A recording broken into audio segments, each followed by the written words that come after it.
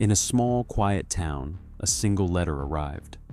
At first, it looked completely ordinary. No special markings, no return address, nothing unusual. But what was written inside was anything but normal. There was no sender, no name, no address, no trace of who had written it. And yet, inside that envelope were secrets, private details, things only the people in that house should have known, things no one else was supposed to know, hidden relationships, unspoken truths, moments that were never meant to be seen, and somehow someone already knew all of it.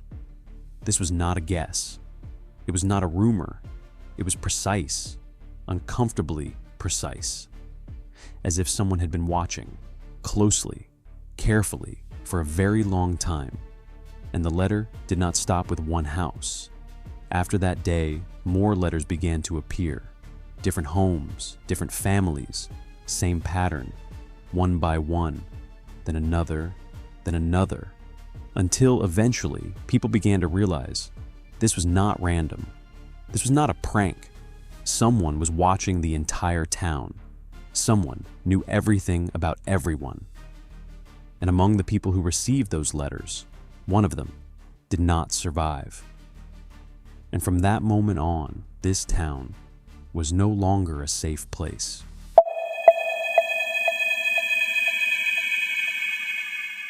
This story begins in a small town in Ohio, a place where people knew each other, where neighbors recognized faces, where doors were sometimes left unlocked because there was nothing to fear. It was quiet, ordinary, peaceful, until one day everything changed. A letter arrived at a single home. It looked harmless, just another piece of mail. But the moment it was opened, something felt wrong. The letter was about Mary Gillespie, a local school bus driver, a woman who lived a simple routine, driving children to school, following the same routes, living an ordinary life. But inside that letter, her life was written down, in detail, where she had been, who she had met, what she had done, and then the accusation. It claimed she was involved with another man, not vaguely, not as a rumor, but with specifics, dates, locations, exact times, even descriptions of what had happened. This was not speculation. This was not a coincidence. It was information that could only come from someone who had seen it, or someone who had been very close. The family froze, because in that moment, one thought became impossible to ignore. Someone had been watching them, not from far away, not from a distance, but close enough to see everything. And the question was simple. Who knew this? But what came next was even more disturbing. That letter was not the only one.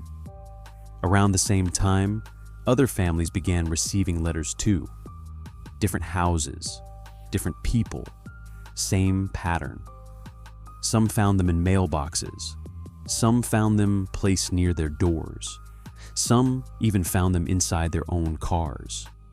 Each letter was different, but they all shared one thing.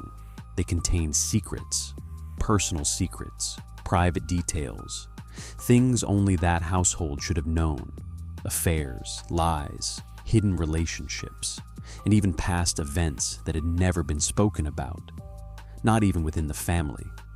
These were not just words. These were pieces of people's lives, exposed, without permission, without warning. Fear began to spread.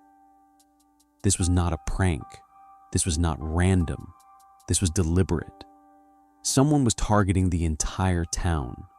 People started looking at each other differently. Neighbors became suspicious.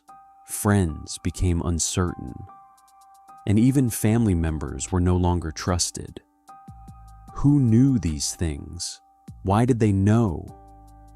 And most importantly, why were they sending these letters? The letters did not stop. They became more frequent, more direct, more aggressive. At some point, they stopped being revelations. They became threats. Clear, unmistakable threats. One line appeared again and again.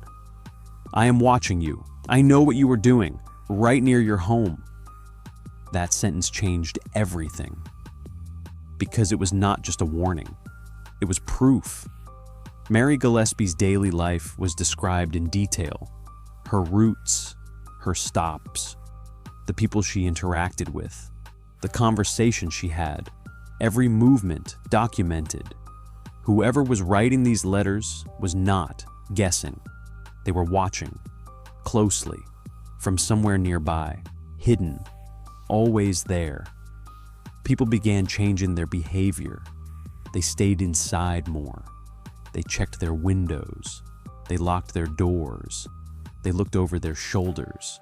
Constantly, was someone really there? Or was fear starting to take control? No one could tell. But one thing was certain. This was not a joke. Someone was watching them. And from that moment, the town changed. Silence replaced comfort. Suspicion replaced trust. And nothing felt safe anymore. The letters did not stop. If anything, they became more intense, more personal, more aggressive. At first, they exposed secrets, but over time, they started to feel like weapons. Weapons designed to break people. Mary Gillespie was no longer just a target. Her entire life was under pressure. Her family, her relationships, everything was being pulled into the same darkness. And then something happened. One night, a man left his home. He was Mary Gillespie's husband, and he was deeply involved in the situation. By that point, the letters had already begun to destroy his life. He was angry, furious, not just confused, not just afraid, angry enough to act. That night, he was on the phone. Witnesses later described his voice as intense, loud, emotional.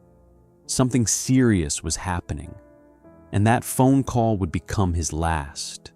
He never came back home. The next day, his vehicle was found on the side of the road. At first glance, it looked like a simple accident. Nothing unusual, nothing suspicious. But when authorities looked closer, everything changed. He was dead. The official report called it a car accident. But there was a problem. There was a gunshot wound, a clear one, something that could not be explained by a crash. And that changed everything. Because from that moment, people began to believe this death was not random. It was connected to the letters, connected to the person behind them. So the question became, what really happened that night? Was it an accident? Or was someone silencing him? The story did not end there. In fact, this was where it became far more dangerous. The letters continued, but now something else appeared, something physical, something real. Near a local school, a strange sign was discovered.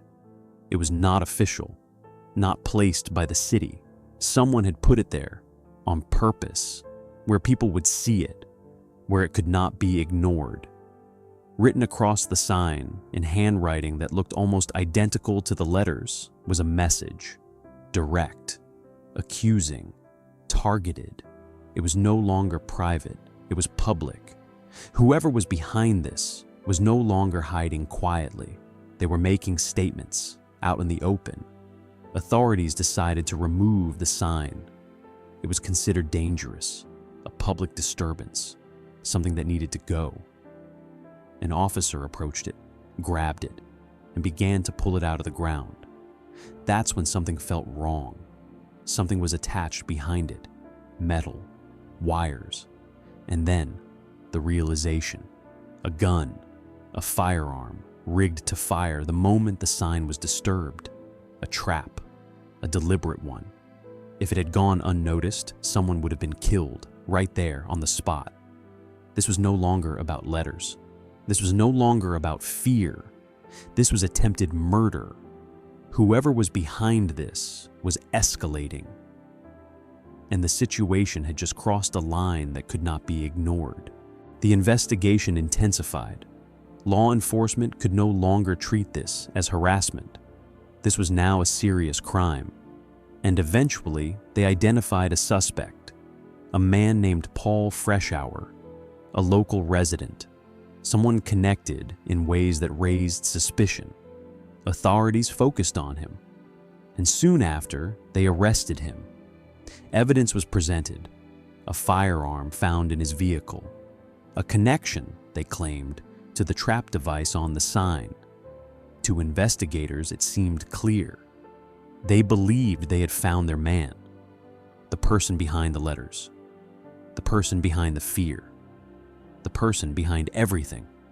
He was charged, taken to court, and many believed this was the end, that the mystery had finally been solved. But there was a problem, something that did not fit. Paul Freshour was not known for writing. In fact, some reports suggested he struggled with it. Basic writing, simple sentences, even spelling. And yet, the letters were precise, structured, consistent. They were not random, they were controlled, carefully written, as if by someone who knew exactly what they were doing. So the question remained, could he really have written them? Or was something else happening? After Paul was arrested, people expected the letters to stop. They believed the fear would end, that everything would return to normal. But that never happened, because the letters kept coming. One arrived, then another, same handwriting, same tone, same patterns, as if nothing had changed, as if the person behind them was still out there, watching, waiting, writing. And Paul was in prison. He had no access to the outside world. He could not move freely. He could not deliver letters. He could not observe anyone. So how were the letters still appearing? And more importantly, how were they still so detailed, so accurate, so personal? This was not imitation. This was not coincidence. It felt the same, too much the same. That's when people began to question everything. Was Paul really the one? Or had they arrested the wrong person? Or worse, was there always someone else? Someone who had never been caught? And in that moment, the case reset itself. Because even though someone had been arrested, the mystery was still alive. Time passed, but this case did not fade away. If anything, it became more unsettling with time, because the questions never stopped. Who was sending the letters? That question was no longer simple curiosity. It was fear, a fear that never fully disappeared. People tried to explain it. They created theories, different possibilities, different explanations. None of them felt complete. The first theory was the most obvious one. An insider, someone within the town, someone who knew people, knew relationships, knew secrets, someone who had access to private lives, someone close enough to observe everything. At first, this made sense, but the deeper people looked, the more problems appeared, because the information was too detailed, too wide, too consistent. It was hard to believe one person could know that much. The second theory was obsession, that someone had fixated on a specific individual and through that person expanded their reach to others. Watching, collecting information, connecting details, building a network of secrets. This explained the persistence, the repetition, the intensity, but it still left a question. Why did it spread to the entire town? Why did so many people become targets? The third theory was the most uncomfortable, that this was not just one person, that this was something larger, a system, a long-term observation, a presence that had been watching for far longer than anyone realized. Not just one house, not just one family, but everyone. Most people found this idea hard to accept, but they could not completely dismiss it because nothing else fully explained what had happened. And then there were those who believed something else, something darker. They believed the truth was never revealed, not because it could not be found, but because it was never meant to be. Some claimed local authorities may have been involved. Others believed people in positions of power knew more than they admitted, that the case was controlled, that certain truths were never allowed to surface. There's no proof to confirm this, but the questions never disappeared. And when questions remain for this long, they begin to take on a life of their own. That is why this case never truly ended, because it was never fully understood. As the years passed, the case slowly moved out of headlines. People stopped talking about it as often. New stories emerged. New events took attention. But this one never truly disappeared, because for some people, it never ended. There are still those who remember the letters, who remember the fear, the feeling of being watched, of being known, of being exposed. Officially, the case was never solved. A suspect was identified. A man was convicted. But the questions remained, and the most important one still stands. Was the real sender ever caught? Or did the truth slip away before anyone could see it clearly? A town was shaken, not by violence alone, but by knowledge, by the idea that someone knew everything, that someone could reach into your life and reveal it without warning. The letters were never just paper. They were presence, they were control, they were fear. And even now, no one can say with certainty who was behind them, one person, multiple people, or something else entirely. And maybe that is why this story still lingers, because it was never given a clear ending, only silence and unanswered questions. And even now, some people still say those letters never really stopped. If this story left you wondering, the next one is waiting for you. Subscribe and stay with us.